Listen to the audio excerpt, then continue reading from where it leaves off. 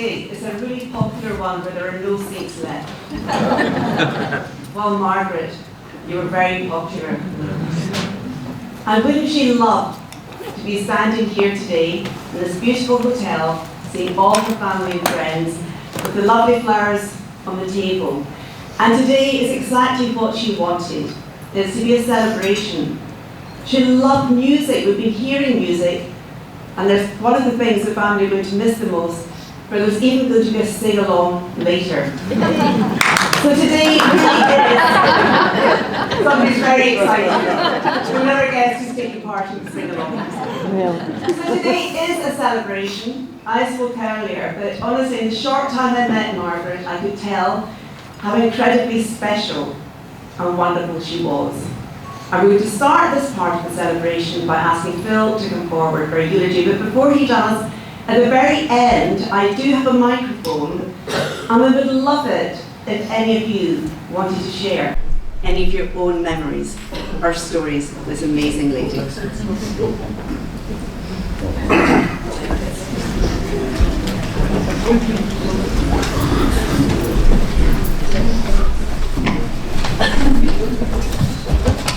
So bad.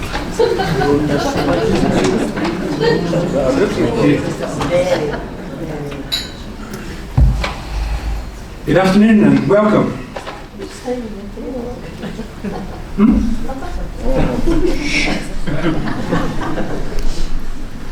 Thank you for attending and supporting us here today. Mum would have been thrilled to see so many of you all here. Further thanks must be extended as we've been overwhelmed at the cards, the flowers, the letters, the gifts, the kindness shown. So touching to see what everyone thought of Mum, Dad, and indeed our whole family. We're very blessed to have so many lovely people in our lives. Dad always maintained that what you do for one, you must do for the other. So, Julie and I are in the hot seat again. For those that attended Dad's funeral, you'll remember a hell of a day for a hell of a guy. We raised the roof with laughter in Strathkinnit's Church and hope to do the same here today. We're sad at the loss of our mum, yet have drawn great comfort that she is no longer suffering.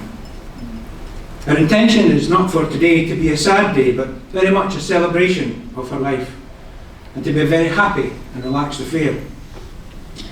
An open thank you again, just in case we don't get round every table, as was a difficulty at Dad's funeral. So if we don't get to you personally, then please shake someone else's hand, give them a smile or a hug instead, and just enjoy your day. Margaret Stewart was born a farmer's daughter, the eldest of four, the siblings Joyce and the late Tommy and Barbara. She was never particularly interested in farming, but loved the countryside and was regularly to be found up a tree. With her head in a book or scribbling away, drawing with pencil in hand. As soon as possible, she ditched the family Sunday jaunts out in the car and loved being at home alone, where she could hone her skills of cooking and baking, which would prove to serve us all well, and also provide some amusement for Mum and I in particular, and some happy memories which I will come back to later. Mum attended the Borough School in St Andrews and was able to expand on her love of poetry and art. She was thrilled to win awards from the Burns Society, and also a sketch she drew called In the Garden was shown on television and BBC with their children's TV section called Sketch Club in 1959. She could have gone on to art school and was very talented, but money and timing rarely align, so fate decided this was not to be the case. A broken ankle also put paid to her ice skating career, so she never did make her living gracefully gliding the ice as may have once been imagined. She instead settled into work at McGregor's in St Andrews and was very happy there with many fond memories. She took her job seriously and she loved the presentation element, the buzz of the sale. Carpets, furnishing and art were of particular interest, especially those of quality. She spoke highly of her boss, Mr Swanky, and what she learned under his wing. Latterly, she loved driving his big car around town to collect and deliver goods that had been bought and sold, and was also looking forward to being more involved in the auctioneering side of things, had it not been for that timing thing once again. with me coming along. She would have undoubtedly done well with that, I'm sure. Mr. Swankie also recognised Mum's interest in cooking and bought a small stove for the shop, which allowed her to try out different recipes. And the aroma of spaghetti bolognese, chili con carne, amongst others, would often be noted wafting from the little attic room at the back. During this time, Mum had met Dad while dancing in the town hall. And although some of her friends questioned why she would ever want to marry a grease monkey, Mum saw far beyond his occupation and was drawn to his integrity, sincerity, and genuine kindness. The relationship flourished and they married in 1965, despite the fact that during this time Mum had also learned to drive in the Cockburn Company Morris Minor pickup, which may have proved a deal breaker. "He was cruel to me," Mum said. Apparently, in an attempt to stop her riding the clutch, he would slap her leg and on occasion even kick her foot off the pedal.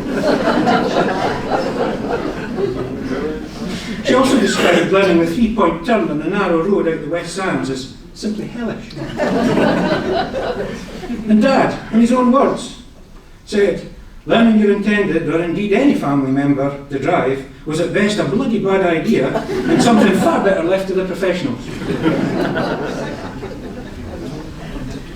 They rented a cottage in Kellock Lane in Strathkinnis and lived pretty much hand to mouth for a number of years. The investment of a new Singer sewing machine with foot pedal control removed £15 from their savings, which Dad later told me took nearly 2 years to put back again. With nothing wasted and every penny accounted for, that's what you call hard times. But that machine mended dozens of pairs of overalls and jeans, made countless dresses, pairs of curtains, the list goes on, and the foresight of that investment laid the foundations of who we are today. I'm fiercely proud to say that that machine still works to this day, and see it as a hugely symbolic part of our family history.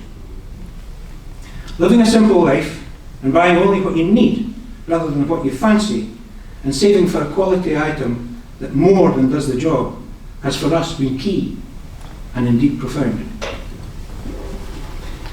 At this point, I would like to get out of the way a darker period of our family life, not for sympathy or empathy, but to once more show what can be achieved and what many families must overcome. Every family has difficult spells. Ours seemed particularly brutal in the 70s through the 90s. But once past this, you will see that from here on in, it's mostly happy news, and shows what a little faith and a largely unwavering spirit can achieve.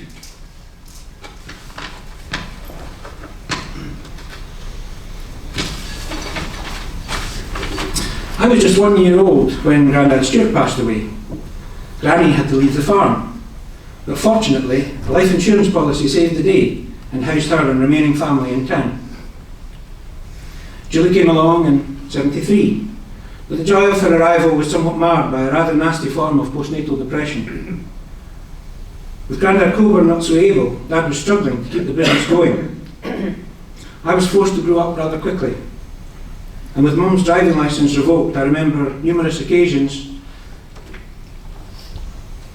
taking Mum in one hand and Julie in the other as we walked down to Galloway's shop or took the bus to town for shopping. It seemed as though I was the man of the house, yet still in single figures of age, and poor Julie just got dragged along in my wake. Were it not for the added support of Granny Stewart, I don't think Mum would have pulled through. In '76, '77, Dad lost his whole immediate family: father, brother, then mother. To this day, I still don't know how he went on to achieve what he did and hold it all together. The difficult times would continue, where Mum would lose her nephew, Tommy, and his father, her brother Tom, and sister Barbara. During this time, Dad added to the mix a horrible bout of depression, and Mum had hopped onto what I have come to call the roller coaster of cancer. These were hellish times indeed. I do think that these years had an effect on Julie and I, which has made our outlooks on love and relationships slightly tricky to deal with. But at very, very least, it does give me some sort of excuse if my wife Jane ever decides she's had enough and packs her bags to leave. Then among all these devastating blows, My parents had to face up to what could be described as the greatest equal challenge. Julie and I had become teenagers. And while I was always home early for church and choir practice,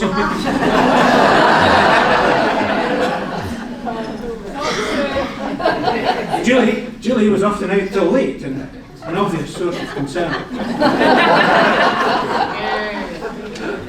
All joking apart, our early years made us advance and harden in many respects. We were highly spirited, mainly vodka. Our abilities to smoke, drink and devour late night cheese on toast was stuff of legends, almost in fact an industry standard. As a team, we shared our responsibilities equally. And while I was taken away by the police, Julie was in fact brought home.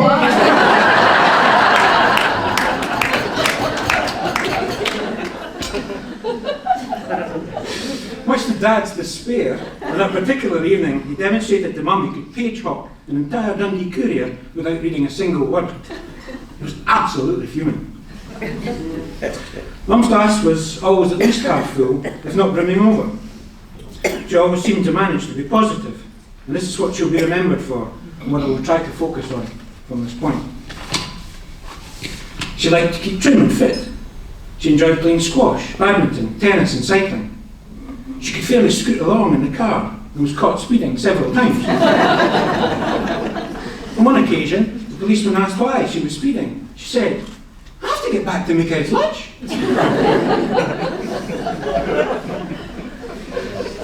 On top of doing the books for Dad, she enjoyed working for a while, helping out in the shop with Graham and Elaine Renton, where I also worked as a Saturday boy.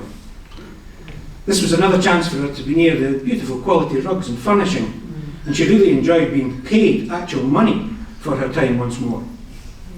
She saved every penny diligently, and with a goal firmly imagined, she was really chuffed to bits when she herself paid for a nearly new caravan to upgrade the old one, which further facilitated yet another of her loves, caravanning. Mum loved to be away with Dad and explore. She loved using the stove and pans in the caravan, and making a meal from literally nothing gave her a great thrill. Sadly though, her passion for the sound of the rain on the roof was not shared by our lighter sleeping father.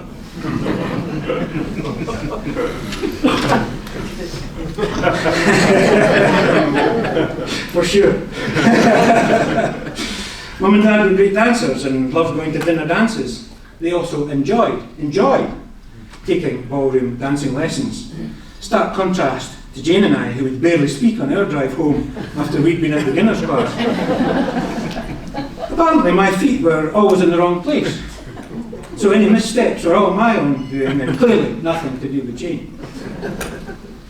Mum's become grannies, as she was to Jack and Blair, and played yet more tennis, etc. on the back lawn, also trying to pass on her tummy trimming hula hoop skills, and also how to have a brief bash on the piano. Blair, in particular, was able to hone his taste buds for Mum's home baking, becoming a true young connoisseur, supported by his team of assistants derived of hungry mouths straight around the corner from primary school, eager to try whatever was fresh from the stove or the oven. "What have you made today?" they would ask, with their little faces peering round the back door. Mum loved nice food, and as you can see, I may have inherited that particular gene. Dad, on the other hand, especially in his earlier life, did not share Mr. Swanky's passion for Mum's experiments. Dad used food as fuel, only to keep him going, whereas the rest of us were a little more adventurous. With food, Mum was a jump ahead of the game, and I recall us eating her own version of pizza. She would say, "Now, I've got something nice for you to try." That was secret code for something new, and possibly to Dad, something a little far out. The pizza, made from scratch with a feather-like wholemeal base, hand-chopped fresh tomatoes, cheese, and herbs. I recall Dad going in a mouthful or so, then saying the inevitable, "What the hell is this? What's in this? Try it, Ed. It's really nice. You'll like it." And Dad was brought up with plain fare, where herbs were for foreign people. People from places that, at that time, Dad had only ever heard about. Exotic places like Italy, Spain, France. Maybe they even ate herbs in somewhere far away, like London. Maybe they even ate herbs somewhere south of Glasgow. But it definitely wasn't for him in 1970s Guinness.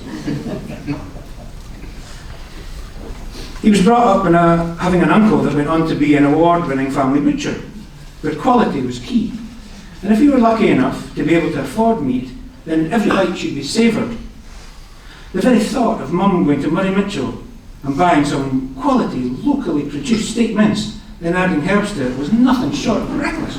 It's just got bloody herbs in it. Why'd you have to go and bugger it up when you're not?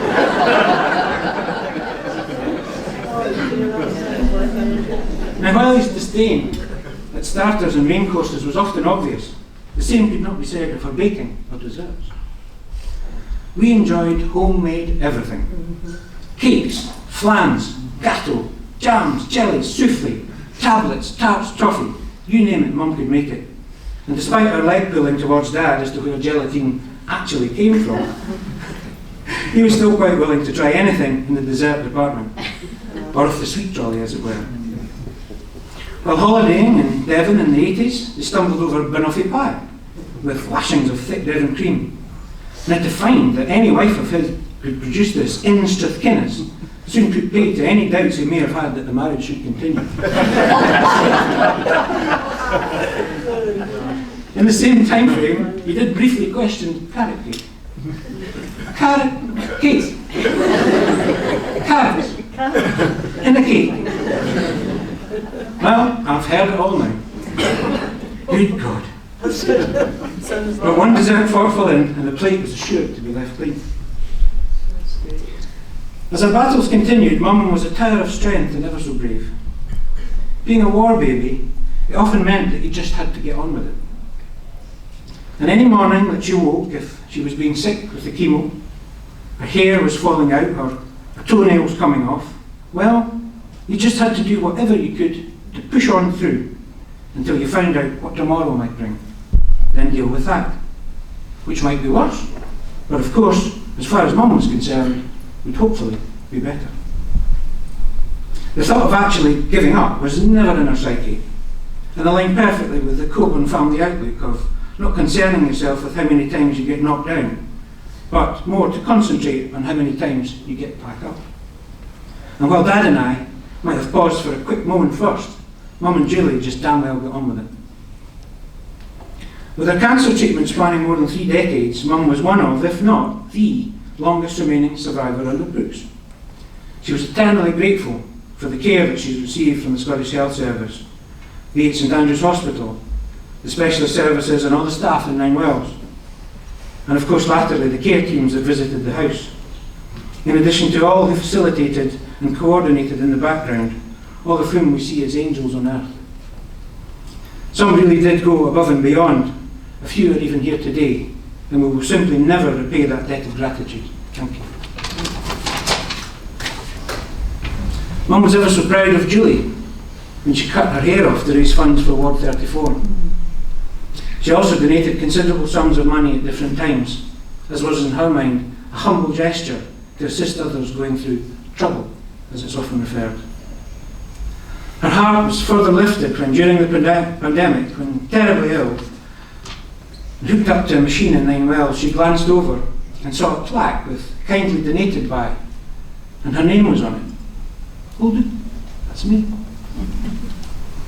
Truthfully, on the one hand, Mum would be almost embarrassed to see her name in print, yet on the other, so pleased that something she had done could possibly help another, and hopefully give them the same chances that she and Dad had previously enjoyed. Mum marvelled at what Julie did in her career, and was so proud of her extended family of Grace, Jodie, Amelia, and how far they've come. She enjoyed their visits and to hear the news.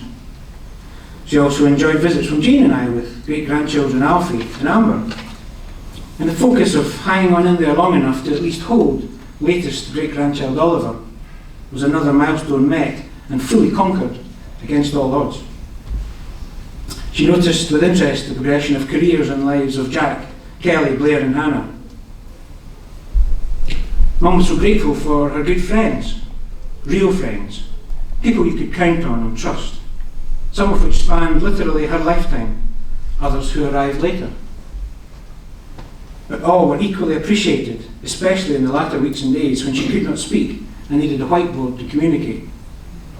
By this point, a game of Scrabble, a hug, or just holding her hand with a smile simply meant the world to her.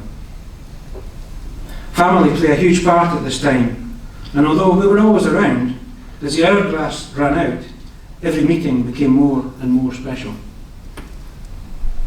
At this point, I would like to say a personal thank you not only to all just mentioned, but also to the fabulous team at the garage for keeping things going when I was not able to support you fully, and to my wife Jane for her input too, without both of which I could never do all the things that I do for so many others, all of which make Philip, well, Philip. I could list individual names here for quite some time, but beyond all those who are in our close circle, and you know who you are, the kindness of others is sometimes just astounding. Even the tavern making something not really on the menu and delivering it down to Mum during busy service just catches your breath and shows a little of what they thought of her. A chance friendship on the back of a newspaper article was struck by another lady who will speak shortly after me here today, and came in the form of the amazing Barbara Boyd, a fellow mouth cancer patient. Meeting someone who could discuss and relate to some of what she was going through gave Mum great insight and comfort combined. Barbara is a beacon of light in dark times and shares Mum's philosophy that where there is life there is hope. She is further testimony that the C word does not always mean the end.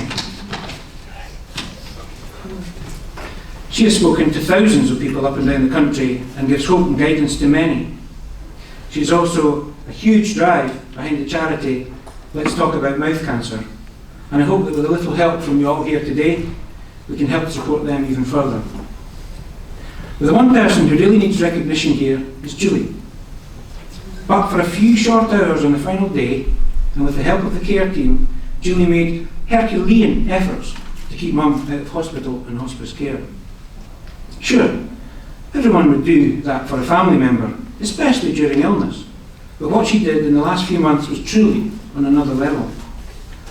This allowed Mum to stay in her own environment and see the garden every day, as was her wish.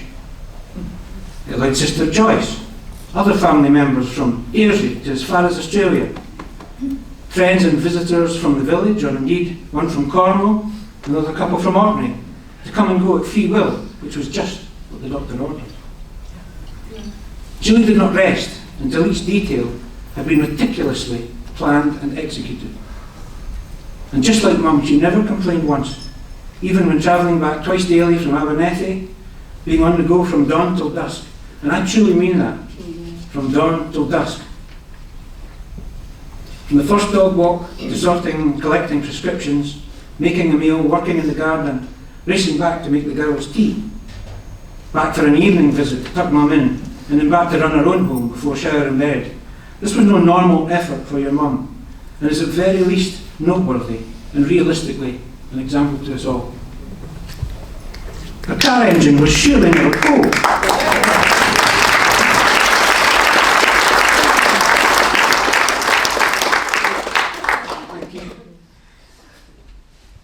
Her car engine was surely never cold.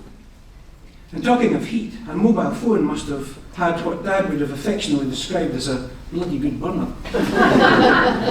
I could almost hear him say, I hope that thing's on a contract. What's that, Dad? Otherwise you'll never pay the running bill. But seriously, for Julie, for the doctors, for the nurses, the carers, the administrators, the lovely friends we have, the lovely friends we have who diligently visited, the people of Rufflets, of McGregor's, and not least those who have given up their time to come and speak today, and especially Jeff and Graham, to film and record this celebration so absent friends and family around the world can feel part of it as well. For quite literally some of the kindest people on planet Earth, can you please all join me and give a huge round of applause?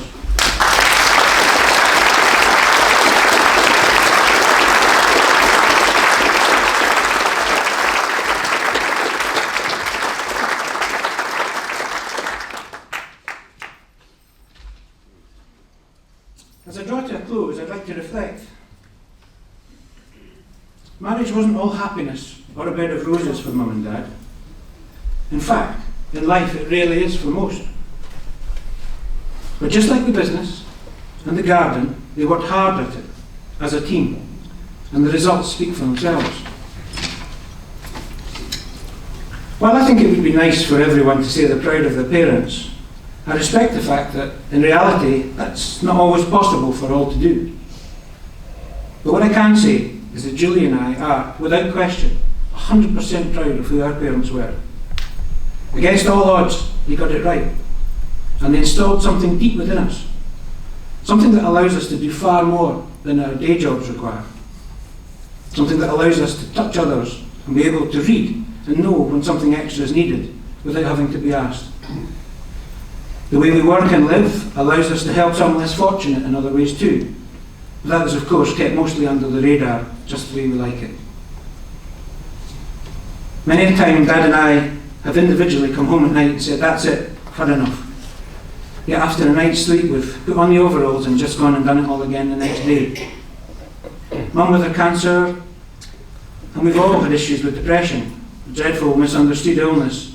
Not hereditary, but apparently something often associated with those that are unlucky enough to seek perfection or like things to be just so. But time after time, that inner strength, which may well be on the back of 2 war babies, for Julie and I simply shines through. Just as we have been shown.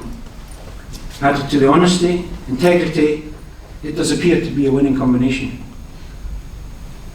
At the funeral of the late Bill Cuthell, his dear friend Colin Mitchell gave an excellent speech, and I will never forget his parting words.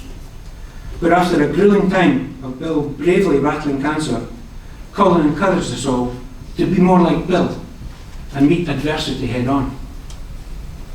And my friends, that is exactly how I'll finish today. We're all pre-programmed to deal with the good times, and we manage it with ease. But it's how we deal with the bad times that truly defines us. Be more like Mum, be more like Dad, be more like Bill, but meet adversity head on and keep getting back up. Thank you.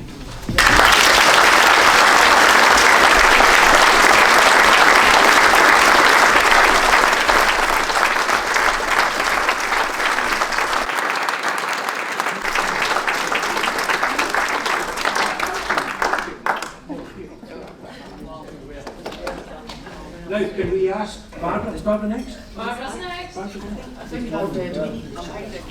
I had no idea that I would be following such a fantastic eulogy from Phil.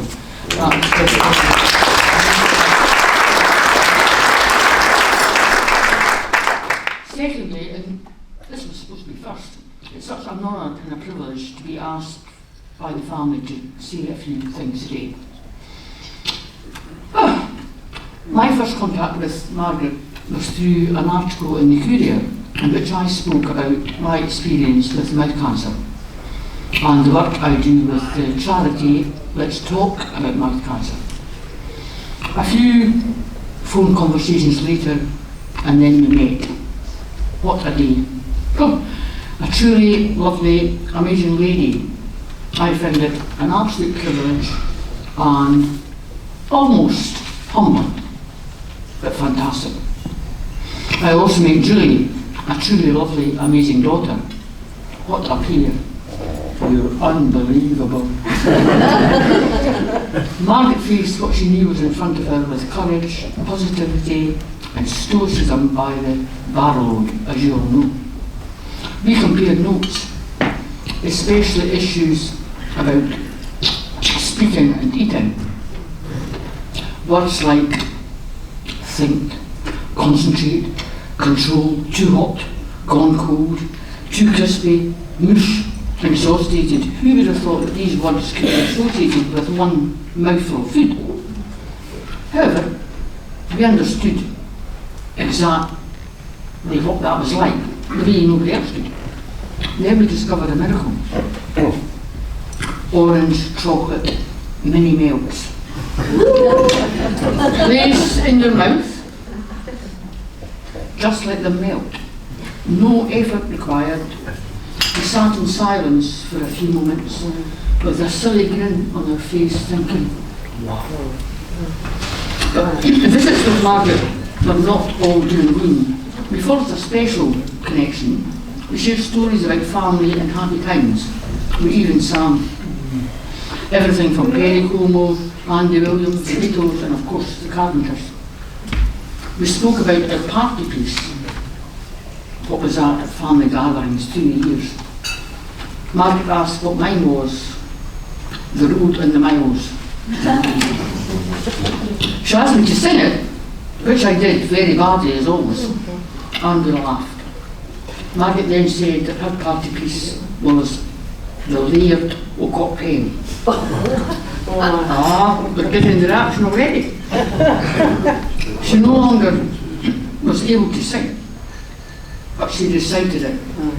Word perfect, every intonation, parsody that a poet needs. Margaret said that everyone who knew that she was going to sing this would say, oh no, not again. So, I am going to recite the Laird of Cockburn. And I hope I can do justice to Margaret for this. But before I begin, I need all of you to ask, and to ask all of you, on a count of 3, could you please say, oh no, not again. So it's 1, 2, 3. Oh no,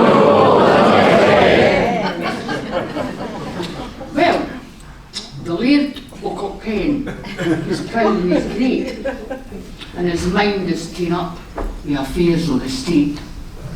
He wanted a wife, a good house to keep, but favoured with ruin was fascist to seek.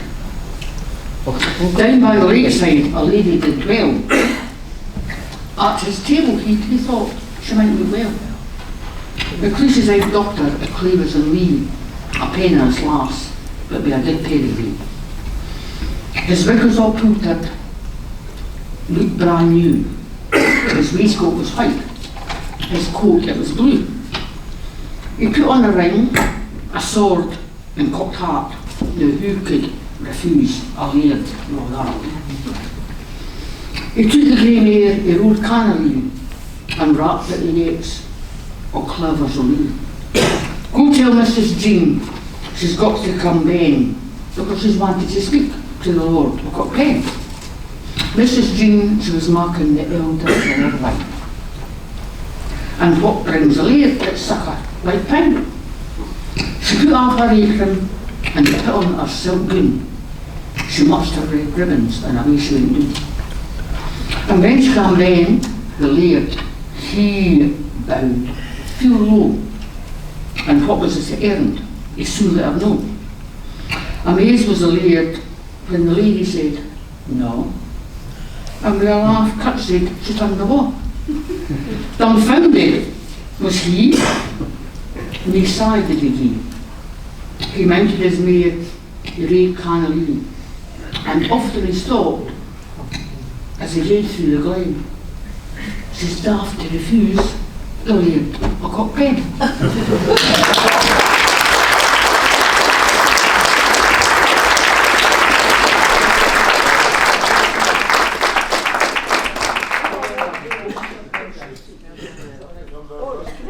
Well done, Barbara. Well done.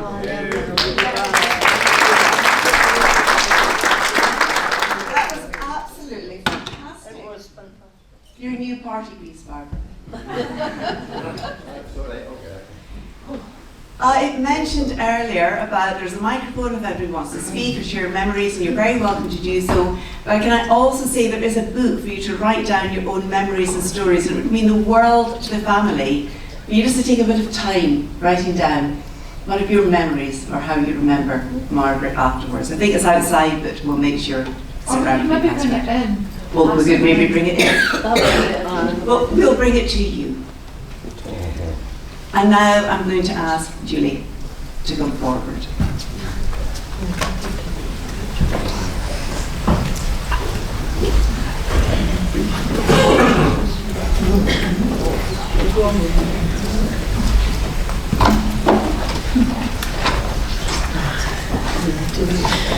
Now, in fact, earlier I forgot. Philip, stop frowning at me. Earlier I forgot to say, when we were at the cemetery, I truly forgot to say about the entry in Mum's diary, because since her passing, I've had great comfort and pleasure in reading her diary. She's got about 40 years worth of diaries to read, but I've only been concentrating on the last kind of 10 months of her life. Anyway, it's going to take me a long time. But the day she met Dr. McAllister, she'd actually wrote in the diary, "I thanked him. He was so kind. He was a very nice man." Anyway, that's that. So here is now a letter from Mum, that I'm going to read out. So, as I sit here contemplating, I am very aware I am nearing the end of my life. But I am not sad. I have so much to be joyful about. I am thankful to Mum and Dad for giving me life.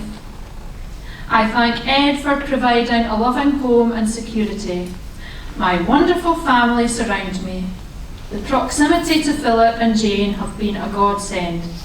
Julie's constant love and care has given me courage to battle through a most challenging time. Especially she works with foster children, which makes me so proud.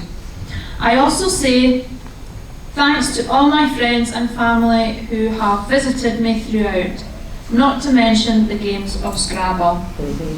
Jane, in particular, you were fab. Although I was diagnosed with non-Hodgkin's lymphoma in 1988, Mum's put, but I thought it was 89, but anyway, she thinks it's 88, so we'll go with that. The doctors and team in Ward 34 have enabled me to lead a busy and fulfilling life. I am so proud of my family, my grandchildren, Jack and Blair, and now my adorable great-grandchildren, Alfie, Amber and Oliver. I am so blessed. Thank you, and bless all, Margaret.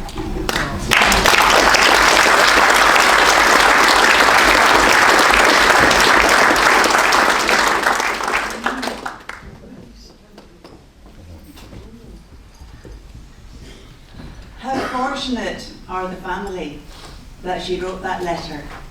So many don't, but that's just Margaret. Always putting her family and others first. Now I mentioned that the family loved to hear her singing, and we are indeed about to have that promise sing along. And I very much hope everybody will be joining in, and I think Julie might be taking the lead on this. And there's no pressure, but even if you don't know the words, we want you to sing along as much as you can. Julie, will you come in? Julie's coming up. Was I in first?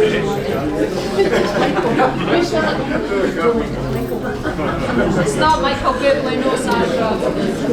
Well, I'm not standing up here myself to do it, so somebody's got to come and join me. Oh, sorry. It's Yesterday Once More by the Carpenters. Okay. Oh, Alison, thanks. It was our favourite song. Right, so on 3. 1, 2, 3.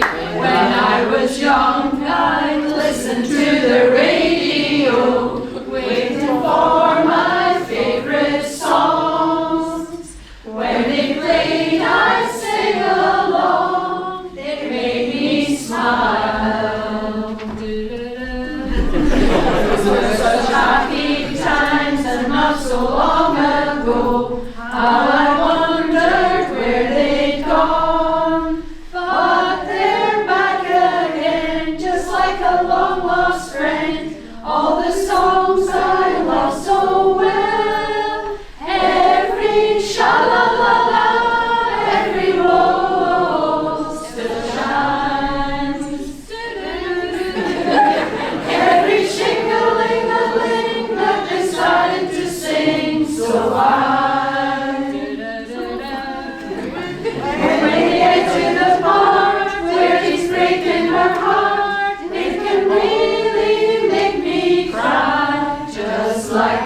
before. It's yesterday once more. You must be back on how it was in years gone by, and the good times that I had. Makes today seem rather sad, so much has changed. It was songs of love that I would sing to them, and I'd memorize each word. Those old melodies still sound so good to me as they melt the years away. Every sha-la-la-la, every woe still shines.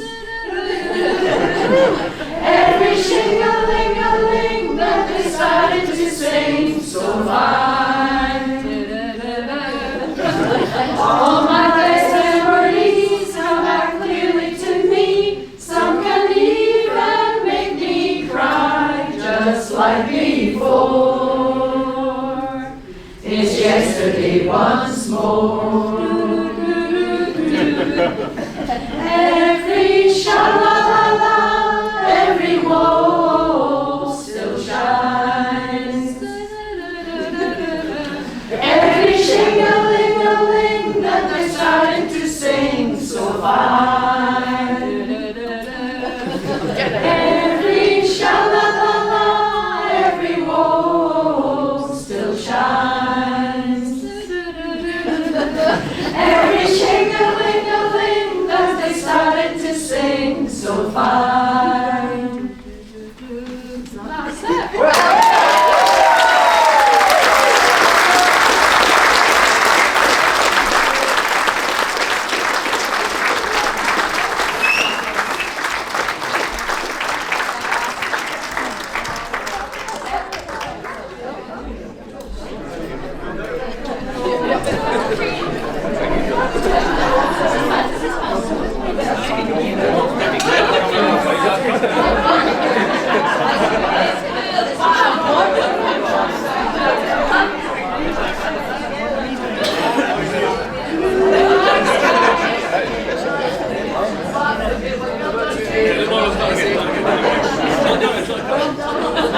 Well, what a celebration today has been.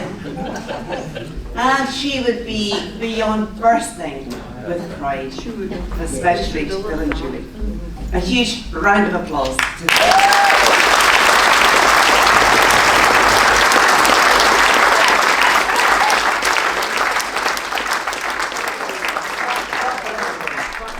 I think there's tea and coffee, there's napkins and plates, that's a good indication something might be coming to go with it. Yeah, I hope so. But does anybody want to share any memories of Margaret? Is there anybody in the room?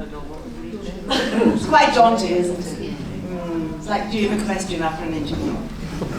I think the best thing we can do is to chat about her, to talk about her, and the room should be filled with laughter.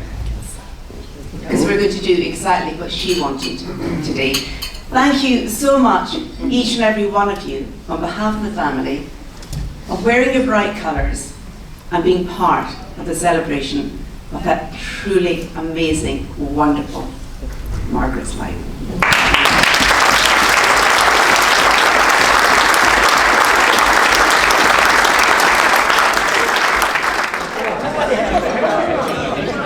Ladies and gentlemen, I know you're all enjoying a lovely chit chat. I do have a lovely young lady called Amelia who would like to say a few words. Hi. This is really awkward, but we all know Margaret, so yeah.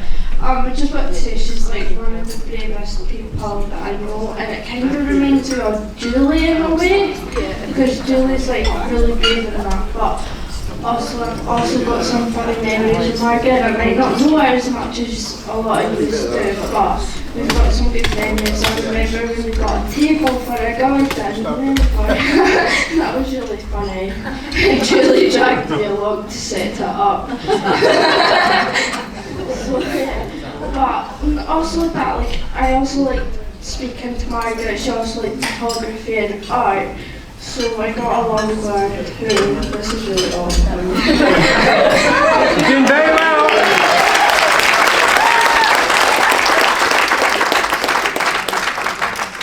And obviously this is like a whole celebration of like her life and that, and it's made to be all happy. And it's all like sad for me because I loved her and she was like a wee granny to me. But yeah, I just wanted to say that I love her lots and that, so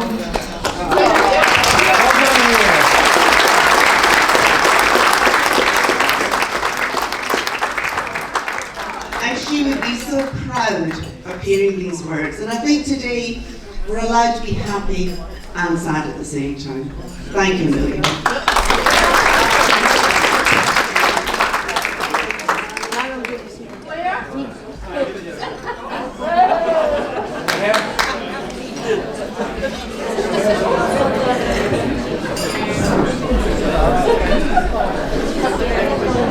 Testing, 1, 2, 3. Oh no, I'll stay there.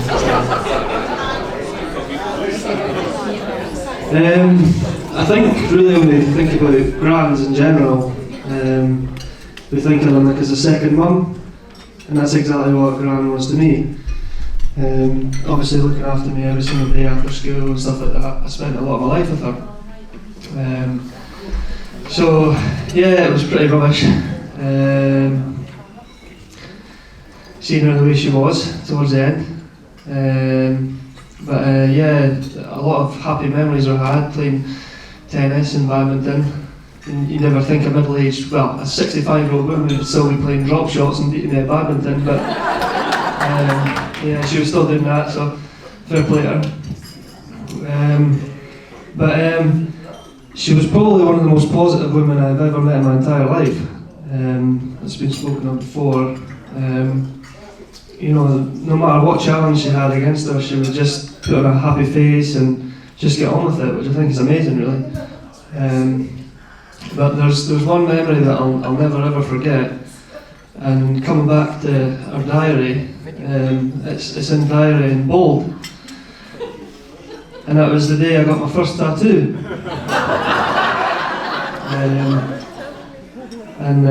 Yeah, I never told anyone about it. I just went over on the bus and got it and came back. And first place I went to was the port cabin to see Dad. So I got it out of the cling film, covered up, and I said, "I've got a tattoo, Dad." And he goes, "That's not real."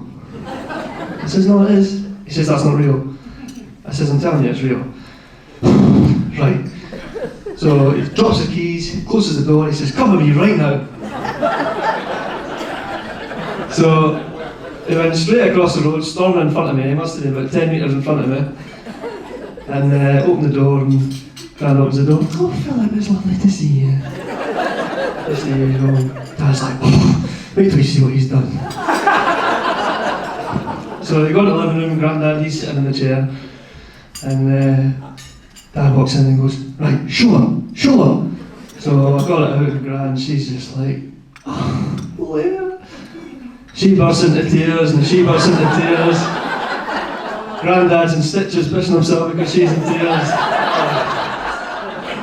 Honestly, you couldn't write it. And I wasn't actually until I got home later on. Gran came over and I told her what the meaning of it and stuff like that was, and she said, "Oh, you know, it's actually very artistic." Yeah, it was nice. But Claire, do you remember what said in our diary entry on that day in highlight? yeah, What a disaster. well, there you go. No, an amazing woman, and thanks again everyone for coming here today to celebrate her amazing life. Not only means a lot to me, but obviously the whole family as well. So, and Dad, an amazing speech as always. Don't know how you do it. Me and Jack have got a lot of work to do to try and match that. But Julie as well, still got the vocal cords going. That was another good memory. Gran, I used to always introduce her through the curtains. I used to pull the curtains and she would come on and she would sing in the living room. So I would always be embarrassed. Jack wasn't much of a singer, were you, Jack? Yeah. Oh, that's another one. Well remembered, Mum. I mean, I don't know what anybody else's gran was like when it came to Halloween, but certainly with mine, I had the full intention of going over, telling a couple of jokes, and that was it. But not gran. Not gran. I always had to get the recorder out. So, yeah, there certainly wasn't any easy sweets that I would get. Yeah, she was someone else. But yeah, thanks again, everyone. And Margaret.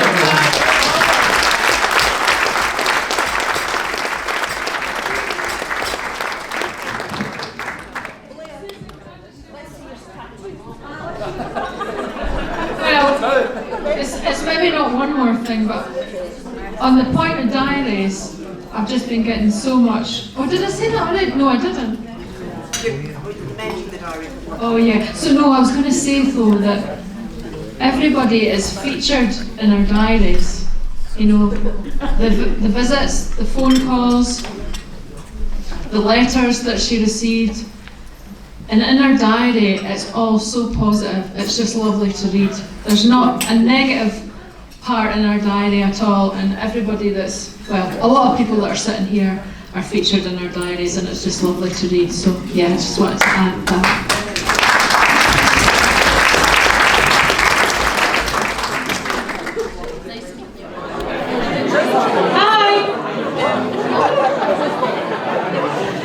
I said there wasn't going to be one last thing. I just wanted to announce that Susan the celebrant, who's organised the day, well, not organised the day, but kept it all running smoothly. She's about to leave, so I just thought she's been absolutely phenomenal and she deserves a massive round of applause. Thanks, Susan!